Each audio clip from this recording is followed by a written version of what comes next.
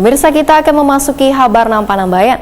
Puluhan siswa SD Negeri Alalak Utara 3 Banjarmasin mengalami gatal-gatal pada jari tangan Wambatis lantaran menderita penyakit skebis atau dikenal dengan penyakit kudis. Ternyata penyakit gatal yang mudah menular melalui kontak kulit yang disebabkan oleh tungau ini pun merambat pada warga yang kada jauh dari lokasi sekolah.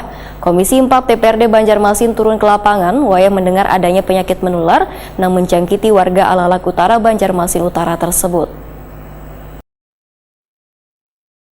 Puluhan siswa SD Negeri Alalak Utara 3 Banjarmasin mengalami gatal-gatal pada jari tangan Wambatis lantaran menderita penyakit skebis atau dikenal dengan penyakit kudis.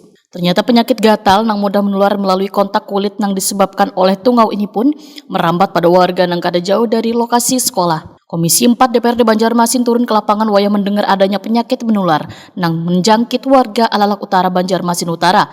Besukan Kamis 17 November 2022. Wakil Ketua DPRD Banjarmasin Tugiatno yang turut mendampingi kunjungan lapangan ini wayah takoni Prima TV memadahkan sebagai wakil rakyat. Tentunya turun ke lapangan wayah mendengar adanya warga yang tertimpa musibah lantaran terkena penyakit gatal-gatal ini. Politisi PDI Perjuangan ini pun meminta seberatan instansi terkait untuk memberikan edukasi kepada warga agar menjaga kebersihan lingkungannya supaya terhindar dari segala penyakit.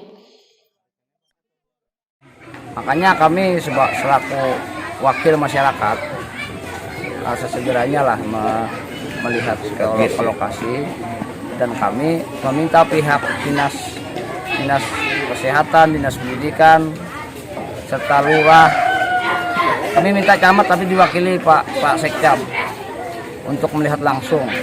Nah, makanya tadi setelah kita melakukan ngobrol sama semua stakeholder, di hari Senin kita akan mengadakan jemur tilam, sosialisasi sekali jemur tilam sebagai contoh untuk masyarakat lain.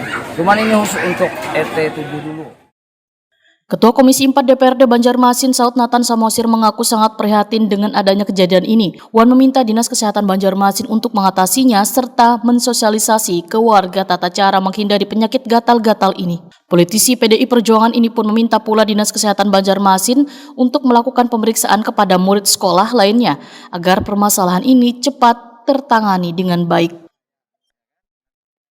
Jadi supaya ini bisa benar-benar clear, bisa sembuh, berarti harus ada sosialisasi kepada masyarakat supaya orang tua daripada si anak ini bisa mengikuti petunjuk dari kesehatan. Mungkin juga nanti dari pas sekolah bisa juga mengawasi anak-anak supaya tidak terlalu banyak bermain ke air, kira-kira seperti itu.